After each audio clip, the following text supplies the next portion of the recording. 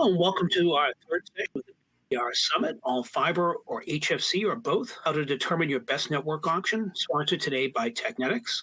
I'm Sean Buckley, Editor-in-Chief of Broadband Technology Report. To begin, let me explain how you can participate in today's event. First of all, if you have any technical difficulties during today's event, please put your questions in the questions window, and our technical expert, Matt, will help you out. We recommend disabling any pop-up blocking software or extensions in your browser, as these can cause issues with the webinar player. Additionally, we welcome your questions during today's event. We will answer as many questions as possible during the Q&A session that will follow each session. But please feel free to send in your questions at any time. To do so, simply type your questions into the Ask a Question window on the side of your screen and hit the Submit button. Also, SCTE is offering recertification unit for attending this event.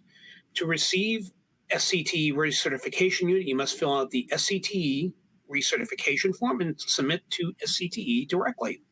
You can find a link to the form within SCTE recertification form tab in the webinar player or in the BTR Summit event site. More information about receiving the SCTE recertification unit can be found on the BTR Summit event site. The BTR Summit will also provide you with a certificate of attendance for the session in its entirety. Now, with that behind us, now let me introduce you to our speakers for this roundtable session. First up is Hernan Benavides, Chief Technology Officer for South America at Technetix. And also joining him on the standard side is Dr. Curtis Niddle, Vice President of Wired Technology at Cable Labs. Welcome, Hernan and Curtis. To learn more about our speakers for this session, please click on the Speakers tab within the webinar player. Let's dive right in. Before we get into the rest of the questions, I'd like to just have both of you just give a brief introduction of yourself and how you fit into the topic today. We'll start there. Hernan, how about you go first? Sure,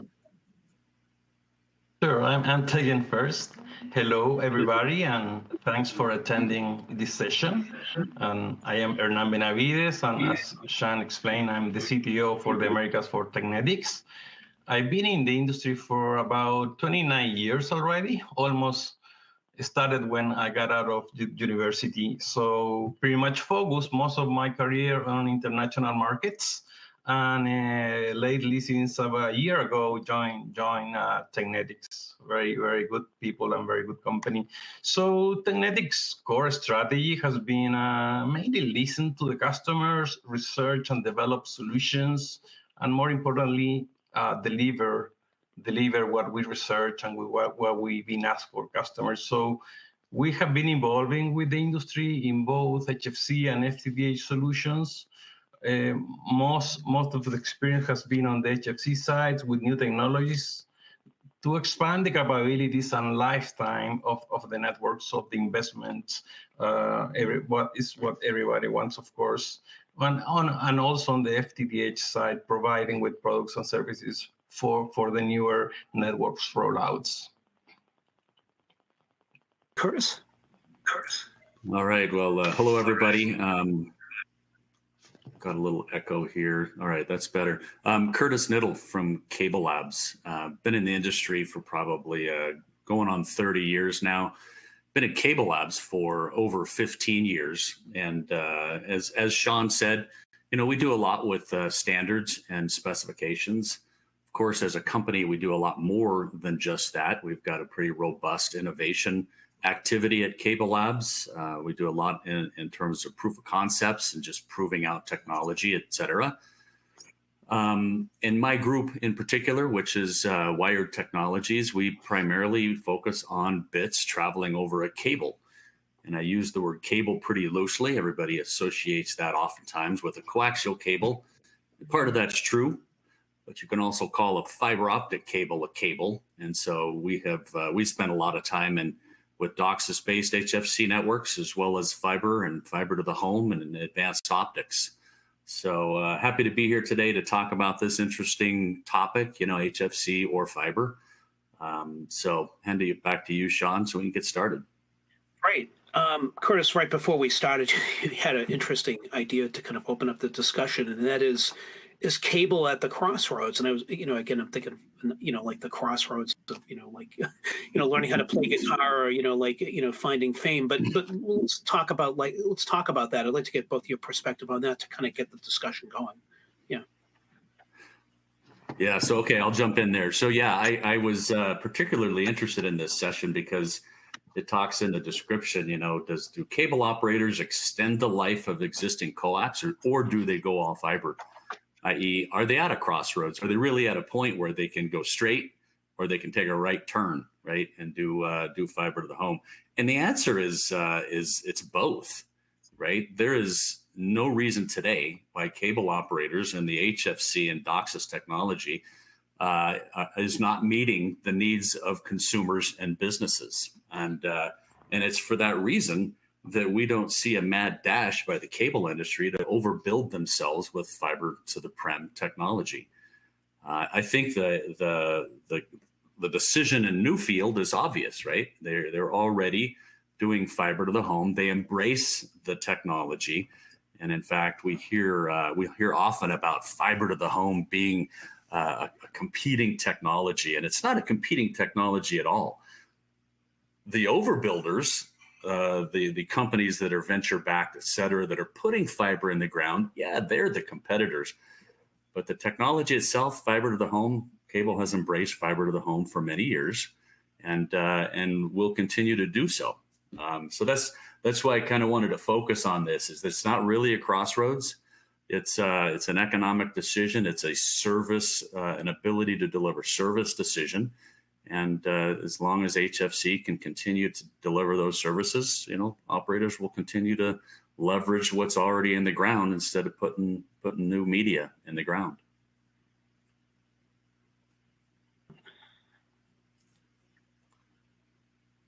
Hernan? Sure.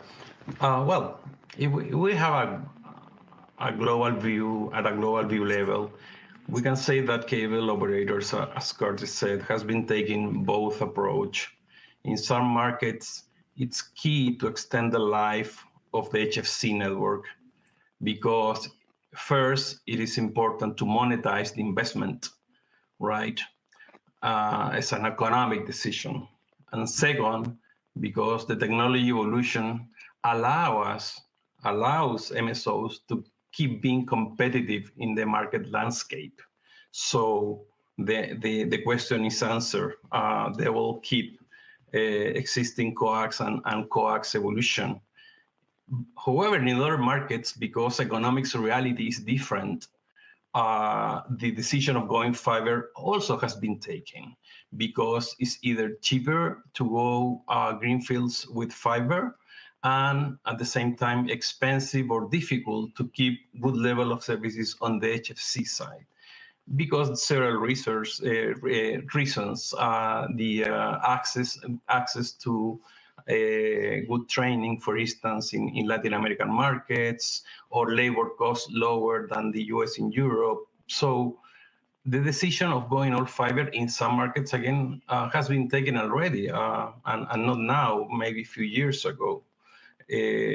However, in those cases, the main driver has not necessarily been the capacity of the HFC network in providing competitive services, but the alternative of a lower cost FTTH network build.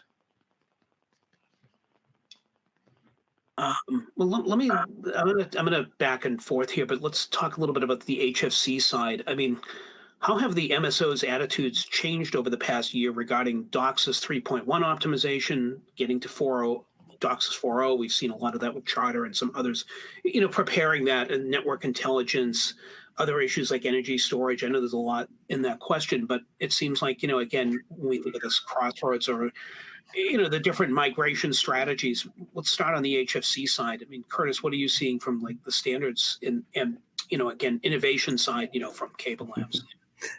Yeah. So the first part of your question there was how have their attitudes changed? I think if anything, they're actually more excited about the coming deployment of not only DOCSIS 4.0 but also the CPE that can handle more OFDMs in a DOCSIS 3.1. Right. So I know it's been a long time coming in terms of development, but it's also it's complex technology and it's going to deliver. It's going to deliver 10 gig down, 6 gig up. And as we know, that'll support multi-gig symmetric services. And we can certainly discuss the symmetric part of that. But I think they're super excited. And I'll tell you this too. I think we're going to see an unprecedented amount of intelligence added to the network, something that we've seen over the years, starting with DOCSIS 3.1, maybe even 3.0, where the cable modems actually act as sort of a signal analyzer. And with DOCSIS 4.0, we're going to see more of that. We're going to see intelligent amplifiers that are able to send back conditions of the network and signatures of the channel that they're measuring. And so in that regard, I think we're going to see smarter networks. We're going to see more energy efficient networks. And we're gonna see lower latency networks. We're gonna see all those things that everybody talks about as being super important. Arnaud, over to you. I mean, what's your perspective from the Technetix side? Yeah. Yes, let me approach the optimization part of your questions from the perspective of doing an optimized management of the network. Of course, the technology has been helping us to adopt the new challenges. But MSOs more than ever they need and focus on every network optimization opportunities for areas like energy, network management, and the reason is because again, it's an economic reason. We want to extend the life of the HFC network. At the same time, we want to find the ways how we can operate the network in a most cost-efficient way. Not even capping the operational costs, but looking opportunities for improving that, making our networks greener, looking for opportunities on network or energy savings, and optimizing overall network management, getting the advantages of new tools like AI to leverage in a more optimized ways to manage the network and not just betting all of the efforts in a brute force in the fields to maintain millions and millions of amplifiers. So we got the technology, we got the opportunities. So it's for us to approach solutions to make a reality better ways to optimize the network management in general. Speaking of network management, I want to come back to something, Curtis, you just talked about, like how the CPE is going to provide, I guess, kind of like, the health of the network, give the operator, I guess, a little bit more view into the health of how things are happening, that's intriguing to me. Maybe can you just expand upon that a little bit? It sounds interesting. There's certain initiatives going on. It's actually super interesting, and of course, the capability comes with Moore's law, right? Of more transistors, more intelligence, and less power. But since and again, I don't know if it was 3.0 CPE, certainly 3.1 CPE. I think it was 3.0 also. The CPE has had an ability to basically do a spectrum capture. And so in that sense, it's like every device out in every house that takes cable is able to act as a network monitoring point. And this has been happening. And then that spectral signature is transmitted back to a central location where today artificial intelligence and machine learning are recognizing the signatures as belonging to, for example, a drop that has water in it, or a mainline cable that has water in it, or ingress noise, or LTE interference. All of these types of anomalies that can occur in RF spectrum, every house can send back this signature and be processed in the head end, so that, again, the whole goal of proactive network maintenance is to be proactive, right? Discover anomalies that are developing and correct them before the consumer even notices that there's a problem. So this has happened in CPE, but now it's going to happen in smart amplifiers too, as they're being deployed for DOCSIS 4.0. Whatever mode of operation is your choice. The smart amps are going to be out there. It's going to be great. It's going to be fantastic. Interesting stuff. Yes, Arnon, how about you from the Technetix side? Yeah, I would like to add that it is interesting to recognize that the CPEs are in a key part of the network. They have the capability to look backwards to the outside plant and look forward to the in-home, right? And as important as the performance of the network in the outside plant is our capacity to deliver technologies that will secure the best experience in-home.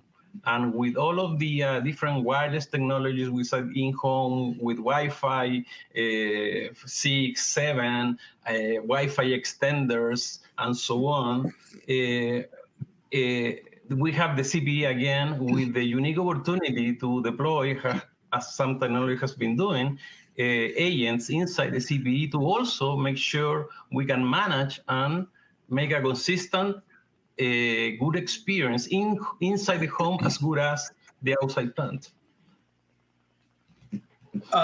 Okay, well, I'm going to take a question and some issues that were raised in the previous panel I did this morning. Of course, in greenfield environments, I would assume that most cable operators are going to deploy all fiber, as both of you kind of have pointed out. But I'd like to talk a little bit about the brownfield opportunity. And of course, there's so much of that out there. And, what's the answer? Is it enhanced existing HFC taking a hybrid approach? I mean, what are we hearing from the cable, operators that, are out in the trenches every day? What are they telling both of you in terms of brownfield opportunity? That's a really big topic. Yeah. Could be another webinar. So anyone, Curtis, you want to start or? Yeah, sure. I'll jump in there then. And it was mentioned during that earlier session, the concept of a remote OLT, whether it's an OLT plug or a purpose-built module that fits in a node or it's in a cabinet, whatever, it has really come into its own over the last several years. Power consumption, those sorts of things that have been engineered to allow this sort of solution. And the solution is important because of what happens in a fiber to the prem scenario, where you're basically trading off reach and split. So a little bit of background there. The standards like ITU PON and IEEE PON, they're developed kind of assuming a distance of 20 kilometers in a 32 or 64 way split. But if you don't use the whole 20 kilometers, you might be able to get a larger split ratio. Well, it turns out in cable, obviously it's called HFC for a reason. There's a lot of fiber in HFC networks. In fact, the overwhelming majority is fiber. 95% in most cases from hub to home is fiber. So that means distances from the hub side or the head end out to where fiber stops is, sometimes it's often 20 kilometers, but also often it's 30 and 40 kilometers, and in some cases up to 80. And so once you put a passive optical network technology that's got a centralized OLT port into the network, you have no more power budget, you have no more link budget to do any kind of split. And so this concept of a remote OLT, which is fantastic, you're putting the devices out on the edge. I call it the intelligent edge, because now out there we have not only remote OLTs, but we have remote PHY devices. We have fixed wireless access devices providing FWA, et cetera. So we have this edge, and a remote OLT is just another device that has some intelligence at the edge that leverages digital optics back to a hub, but fiber to the prem in a brownfield situation where there's coax, but maybe the operators want to overbuild a portion of that of their network there.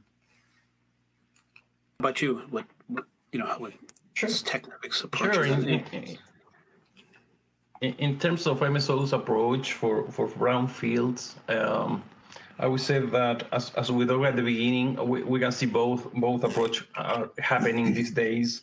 MSOs still investing in remote PHY and DAA solutions to keep their capacity growing and their capacity to provide faster services to existing customer base, as well as FTTH overlays. In some cases, the FTTH overlays is for 100% over the HFC plan. In some cases, it covers 40% or less. It doesn't mean necessarily it's 100% overlay everywhere.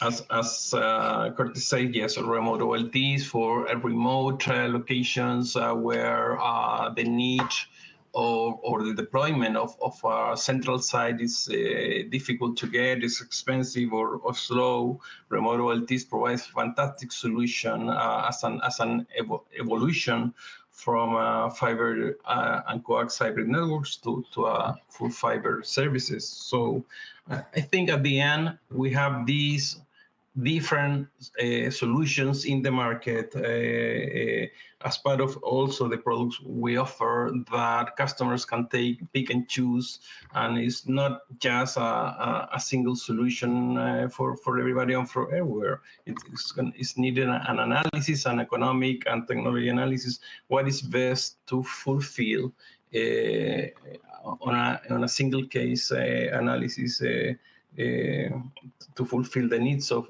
each demand. Great. I'm going to switch back to like kind of just the fiber strategy. Again, not taking science here, but like, of course, we had XGS PON out there. In a previous panel, we talked about that, and I've read a report that says cable industry, is citing some interest in 25 gig PON, and I mean, but I'm just wondering, in terms of the, where cable operators have been deploying fiber, what are they, I assume that do they have any preference to like what they're going to do next after XGS, or is it still sort of up in the air? I mean, is it, kind of a case by case basis, in terms of markets? And just like to get both of your perspective on that, just to kind of bounce it back. Yeah. Yeah. So I'll jump in there, Sean. First of all, I'll say that every strategy is different for every operator. When you understand the strategy of one operator, you basically have the strategy of one operator, not an entire industry. And so it is still up in the air, especially with respect to the PON technology evolution, because we've got various things popping up, right? We've got 10 gig that's currently being deployed. We got a 25 that's got an MSA. We got 50 that has been ratified by the ITU. And now we have this greater than 50 that's being explored in both the ITU as well as at Cable Labs. And so the developing options are, and when you talk about an upgrade strategy, usually operators want to make it worth their while, right? They want to make the spend beneficial to them. So as an example, you're not going to see an operator go from 10 to 15, right? That doesn't make any sense. 10 to 25 is starting to get on the edge there. Many operators want to see 4x or 5x. And many times people think they think of the Ethernet days, right, where they're going by factors of 10. That's not happening in the PON world today. But anyway, there's one school of thought that says you can go 10, 25, 100. There's another school of thought that says you go 10, 50, and then maybe there's 100, maybe there's a 200 out there, that sort of thing. So we've got optionality coming down the road. Somebody said earlier this morning, ITU dominates the technology market for PON. So I suspect whatever happens down the road, either 50, 100, 200, it'll probably come and be aligned with an ITU type of solution. Just a suspicion on my part. Arnon, from the Technetix perspective, how are you seeing this kind of play out? Or, because you have a diverse set of customers, Sorry, I missed the original question, Sean. I had a... Oh, no, sure. No problem. We're going to talk about like all fiber and kind of, where, for the cable operators that have deployed fiber, where do you think they may go next? I mean, today we, of course, have XGS 10G PON, but they have different options. Either going to 25 gig, which I was reading a report with Del Oro from Jeff Hainan, saying that there could be some favorability there. But as Curtis just said, there's various options, I guess, that people are considering, because, I guess it again depends on the market and the particular operator and what their needs and feeds are. So yeah, I just want to get your perspective. Sure. I think in general, the technology we have today, deployed or to be near to be deployed, it's good enough for the next maybe 5 years. In some markets, even more. Of course, when you go to the speed race, you always need to get same, equal, or faster than competitors. And at least for testing we have done in Europe, we can get with DOCSIS 4 near 20 gigs. So we're happy with that. And of course, we bet on a technology evolution to be competitive. At some point, it's going to be maybe all fiber the solution, but it's something that we need to be answered over time. Always the newer technologies give us the surprise to be capable to keeping catching up with more with the speed evolution. Therefore, we need to be there, research and developing according to what these new opportunities provide us. I'm going to come back to something, Curtis, you said at the beginning, like, it's fiber and HFC aren't really, it's not the technology that's competitor, but it's some of these like, kind of emerging venture-backed, competitive fiber providers. I mean, there's a bunch of them that I've kind of run into over the years, and I'm just wondering, like, how do we battle that? And again, they're going after smaller markets. Sometimes they're not ubiquitous by any means. They go after smaller markets, but just kind of give me your perspective on that, and how it's cable. Yeah. So there are a lot of them, right? Recently, as recently as a couple of years ago, when Colorado Springs was being overbuilt with fiber, there were 6 all fiber builders down in Colorado Springs, right? That's a lot, right? That's a lot of disruption, a lot of companies, et cetera, et cetera. But you know what they say? It's relatively easy to build a broadband network. It's a way different story to actually operate a broadband network. And so that's certainly where a cable operator has an advantage. I mean, obviously a telco has this kind of advantage too, but with your question being related to these companies that are popping up and getting some government money to do it, it's, like I said, you can build it pretty easily. It's operating that is really, really quite a challenge. And I think that's where we'll start to see some of these smaller companies who do the deployment. Maybe they'll launch a service, but then they'll end up selling it. They'll just be bought up by a telco or a cable or an aggregation of one of these small companies turns into a big company, and suddenly you know what I mean. So anyway, it's certainly an interesting time in our broadband industry right now with these smaller companies popping up. It's also it's interesting and it's exciting too. So. To kind of be more innovative and everything. Renan, what about you? Are you seeing similar kinds of trends as well? I mean, yeah, this is a very interesting topic, because first, what customer wants more is a consistency on the quality of service. Customers actually doesn't really matter. They don't matter about this fiber or coax. They want a good and consistency quality of services and value-added services around it. So because it's fiber, that quality of service is not guaranteed. You need to do a lot of additional things in the top of putting fiber in home. So how you protect your customer base being a cable company? Well, you maintain excellence in service and customers will stay with you. I have a personal experience here in my neighborhood. Several of my neighbors moved to fiber because they thought fiber is better, as everybody thinks about, right? Well, guess what? After 6 months, they realized that the experience they have wasn't at the level they had before with cable, and they switch back to cable. They don't care at the end.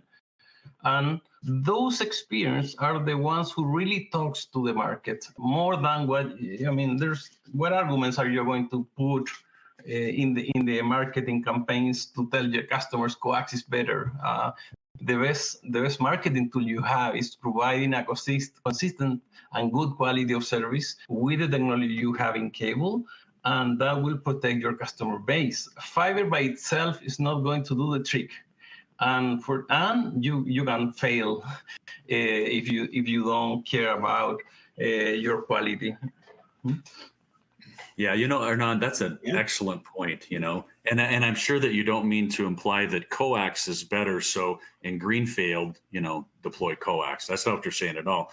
What you're saying is that just because fiber goes in the ground and fiber is available to you doesn't mean it's going to be fantastic and problem-free as a solution, right? And that's a key point. I'm glad you made that. Anecdotally, my stepfather had FiOS, and he just couldn't figure some things out, so he went back to Comcast several years ago. He was just having some frustrations, and even though he was trying to learn about technology. Let's switch a little bit to the standards efforts. I mean, how are standards bodies helping cable operators? I don't want to say make the right choice, but how are they guiding the transition of the networks? In the earlier panel, we talked about the ITU-T, and of course, Curtis, you're from Cable Labs and SCT, and there's other MSAs out there that are driving not standards, but just guidance on how to create blueprints, I guess, to kind of utilize these things. At the end of the day, you need to, as both of you said, it's not just building the network, it's operating it. But I'd just like to hear a little bit about that perspective. Either one. Hernan, you want to take that one first? Sure, but it's easy. Historically, entities like Cable Lab has played a key role in making the network evolution to be under the umbrella of standards that not just secure the right technology for what the market needs, also give us the economies of scales in general to the markets worldwide to be and provide competitive solutions, give us a competitive landscape for the vendors also to provide solutions to the market that allows the technologies to be deployed at a level that almost everybody can have today, an always-on connection, super fast speed at home, at very reasonable cost structure for the families. So from the standards entities going through the industry development under the umbrella of those standards, going and to the end, where we really care, which are the end user, the families at home, we have been able to provide the capability to have the communication services and specifically internet access everywhere, which is a big advantage. Now that the historical views. So how this apply to what is coming in the next year? Why will be different, right? Curtis? Yeah, so I think, Sean, part of your question was how do the SDOs and the standards and specs help cable operators? Well, obviously they help to create a scalable solution, and with scale comes lower cost, and that helps everybody. There's another component that may not be quite as obvious, and that is the ability to run generational technology, like a next gen technology, in the presence of the current gen technology. This is a real specific example, and it's easy to understand the motivation for it. So we're doing XGS or 10 gig EPON today. That 25 gig or the 50 or whatever comes next needs to basically not interfere with what's present on the fiber today. And so that's another way that SDOs actually help the service provider industry with their decisions is they make them and they develop technology such that they don't have to do a forklift of their present technology, right? But that's mainly it. The operators, of course, have a key role in any standard or spec development activity. They are there to provide their requirements, right? Hey, what is it we need in a next generation technology? And then, of course, the entire group works together to come up with a solution for that. Yeah, you bring up a good point. I hear people talk about coexistence, I guess. I know Coexistence, baby. Yeah. Yeah, because I mean, not just with fiber technology, but everything. It's a cable network is a living, breathing organism. I guess is some. Yeah. And let me give you a good example of where this coexistence is. It's not creating confusion, right? But it's definitely creating discussion. With every version of DOCSIS that has been developed, the cable modems have always been required to support the earlier generation of CMTS, right? And it's obvious why, because cable operators don't want to have to upgrade everything all at once. And so what we're in right now with the deployment of DOCSIS 4.0 is the DOCSIS 4.0 cable modems are required to operate in DOCSIS 3.1 mode, because that allows the operators to start deploying DOCSIS 4.0 cable modems while not yet upgrading to their DOCSIS 4.0 CMTSs. Okay, makes complete sense. Well, the benefit of this is that DOCSIS 4.0 comes with increased capabilities, specifically more upstream OFDM and more downstream OFDM channels.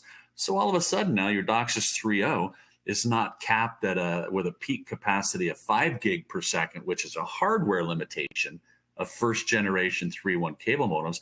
Now it can go up to 10 gig downstream, because now you have 5 OFDM channels, right? So this is it's always been that way. So all this talk today about DOCSIS 3.1 plus, DOCSIS 3.1e, right, for enhanced, or even we've heard DOCSIS 3.5. It's like, no, this is normal DOCSIS technology, spec development, and technology evolution. It's DOCSIS 3.1 and it's DOCSIS 4.0. So anyway, great example though of how the spec development and the community, which obviously creates that spec, really helps the operators with their technology roadmaps.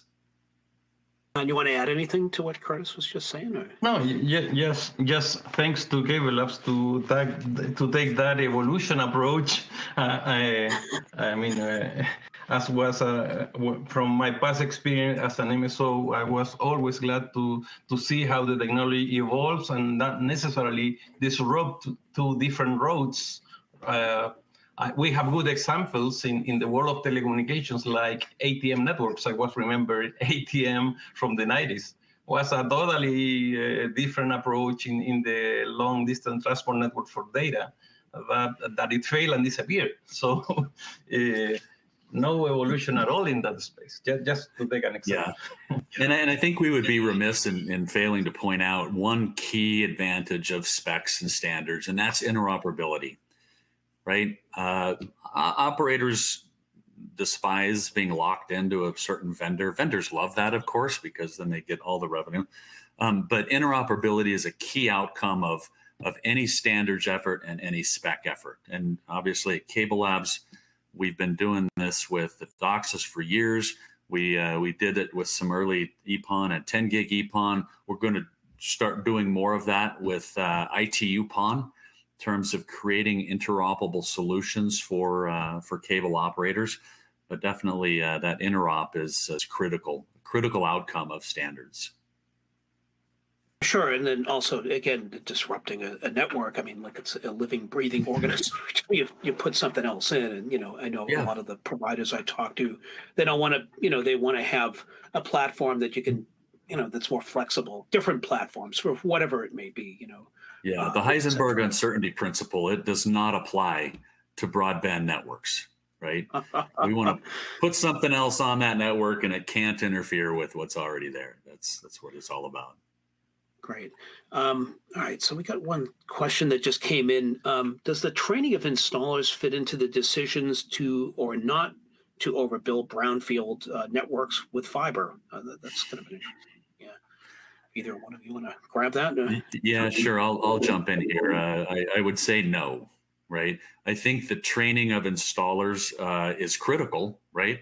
You can't really go deploy and run a network without trained installers, but I don't think that motivates or not motivates an operator to say transition to fiber to the prem in their brownfield areas.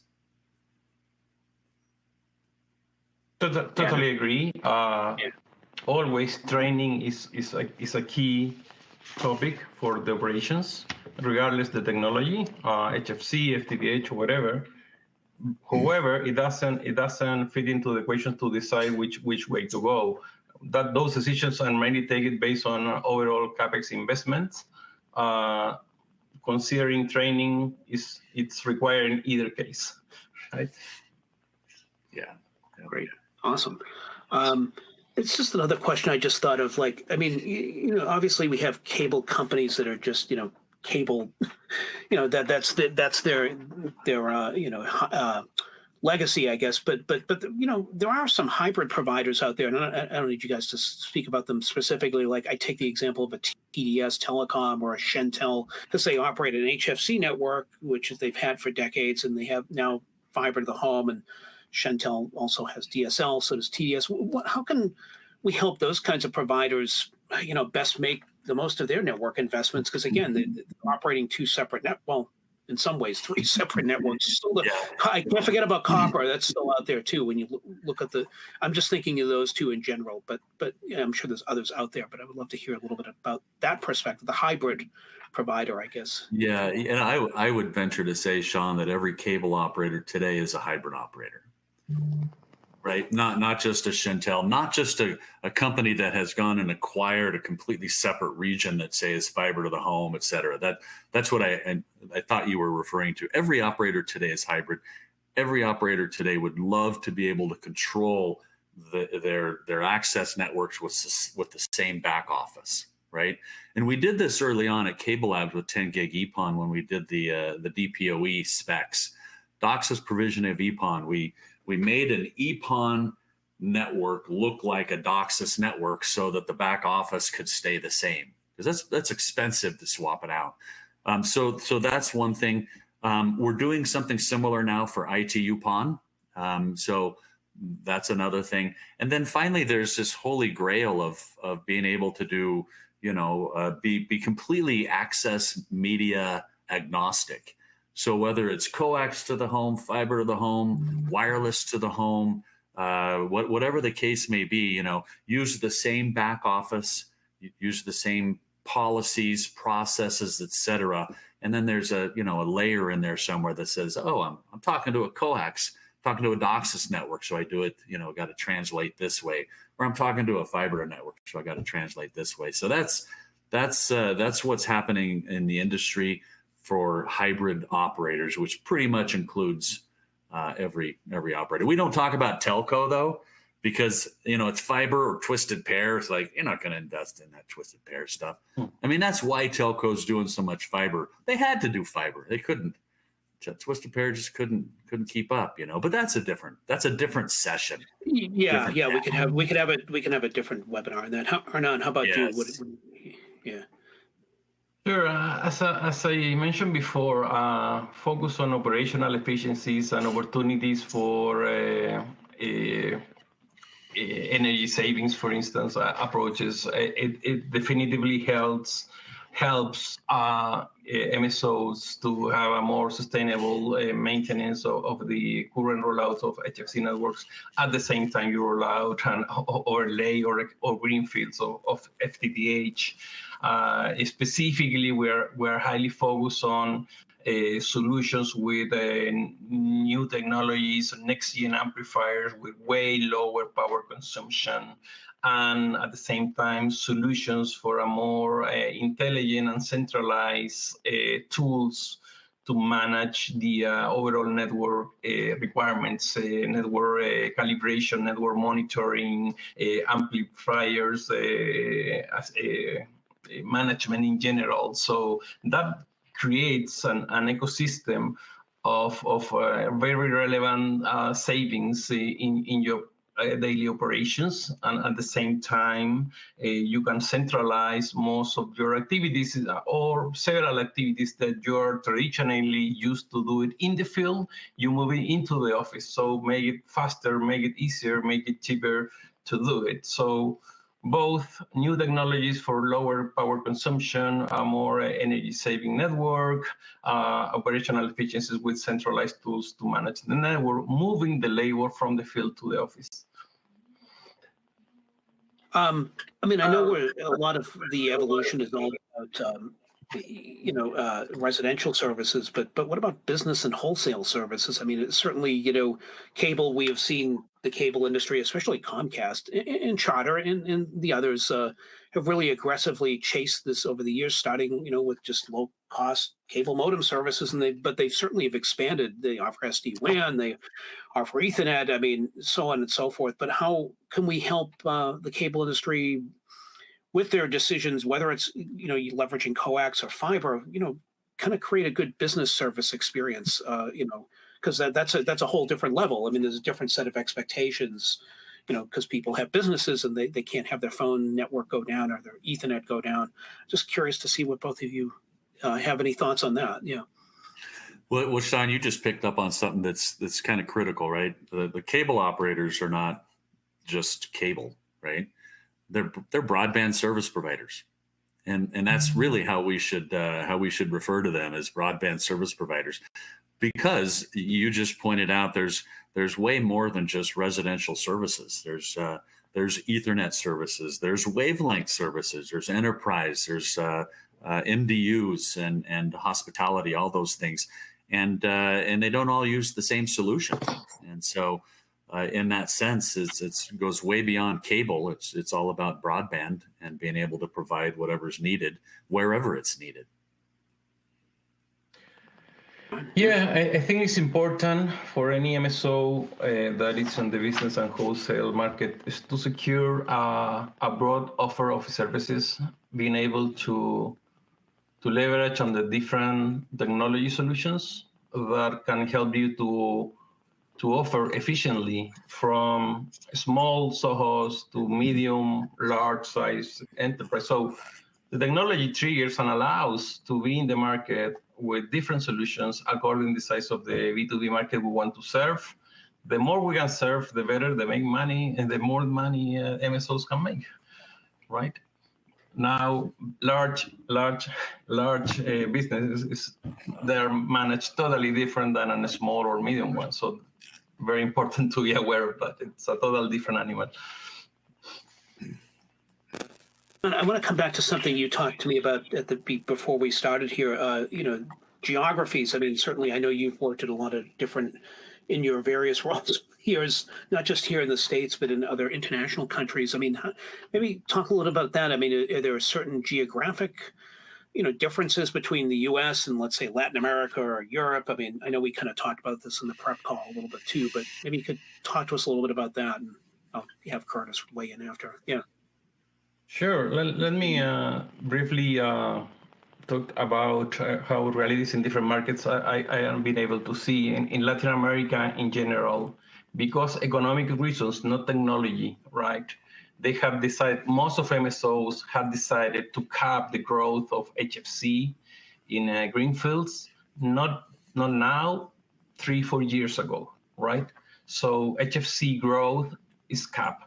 And again, it's not because the fiber technology is better, it's because economics, right? Labor cost is way cheaper in Latin America to overbuild with fiber compared to the US markets, for instance. That's an important one, labor cost. Second, most of the networks are aerial over the utility company poles.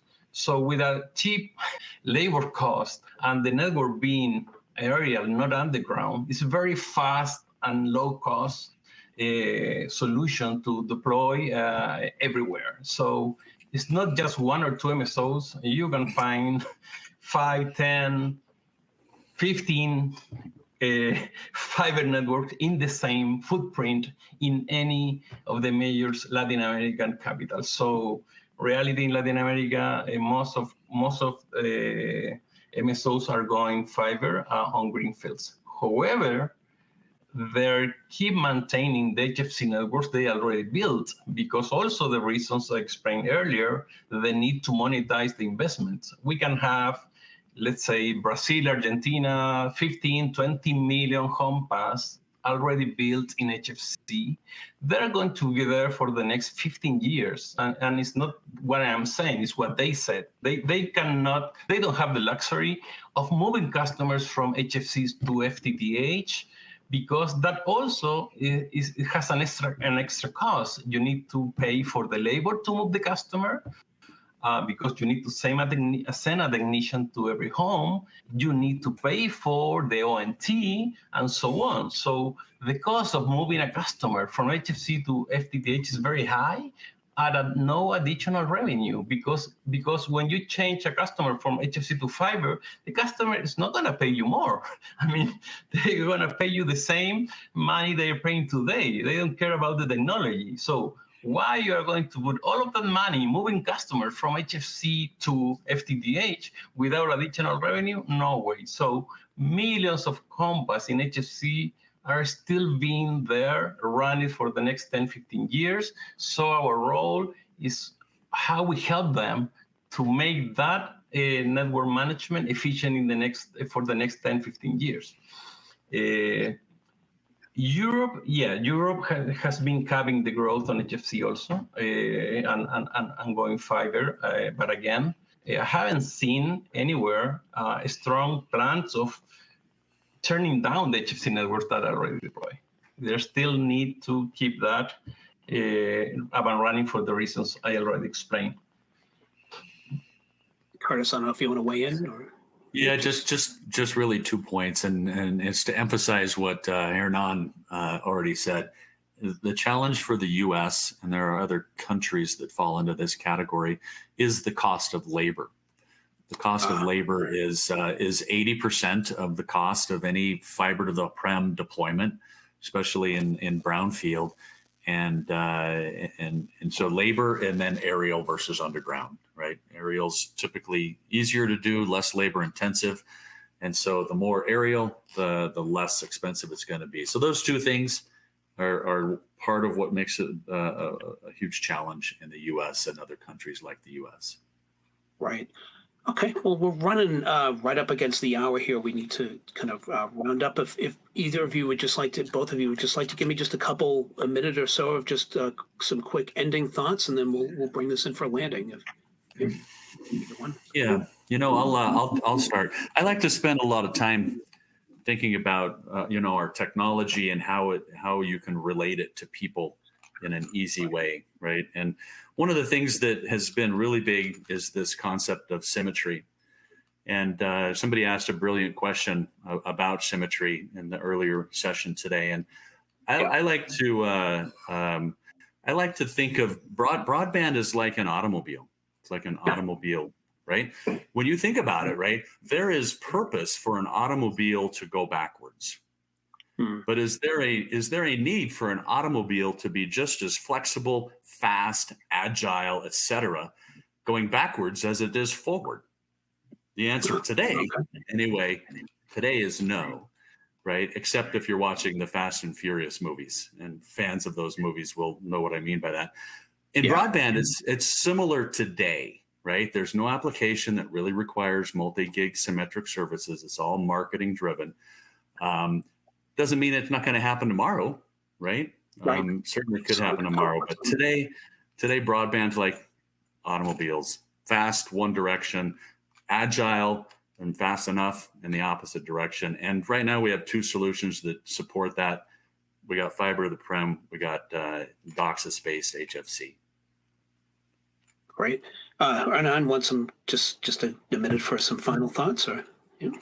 Sure. Again, as I said at the beginning, for us it's key in our business to listen the customers. It means listening MSOs and listening the families getting broadband services at home, to understand the needs and the opportunities to improve the overall technology we offer and the industry, and keep providing the service the customer wants. So our focus will be always, well, not just listening, of course, developing and delivering the solutions into the market. Listening is not enough. Developing is not enough. At the end, what you deliver is what becomes true in the market. Our focus will be always helping, and it's going to be helping MSOs to become more efficient over time. Efficiency, managing HFC network is key. That's why also a good part of our research and development is there. HFC networks are going to stand for a long time, even if we are deploying, or MSOs are deploying fiber, because that seems to be, for now, complementary and not a replacement. That's, I would say, Sean. Great. Well, thank you both. I think this is a really great discussion of several subjects we could probably bring up to other webinars at some point, I'm sure. But, well, I'm afraid we've run out of time. So for those questions we didn't have time to answer, we'll be getting back to you via email. This concludes today's presentation. I'd like to, again, thank our great presenters, Curtis and Hernan, for participating in today's event, and, of course, all of you for joining. Once again, do fill out the survey that we pop up against once the session concludes. We appreciate your time filling it out, as it will help provide guidance on future content we continue to provide. Just a reminder, the certificate of attendance will be sent to you separately for attending this entire session. To receive the SCT recertification unit, you must fill out the SCT recertification form and submit it to SCTE directly. So we're going to take a short 30-minute break, but please join us again for our next session, which is, again, 10G, 25G, and 100 gig PON use cases in coexistence with some great experts from Sienna. You can view the next session by exiting out of this event, going into the agenda, and clicking on the View Session button within the agenda. Again, thanks everybody for attending today, and thanks for my great speakers for coming on board. I really appreciate it. Thanks, and have a great day. Thank you.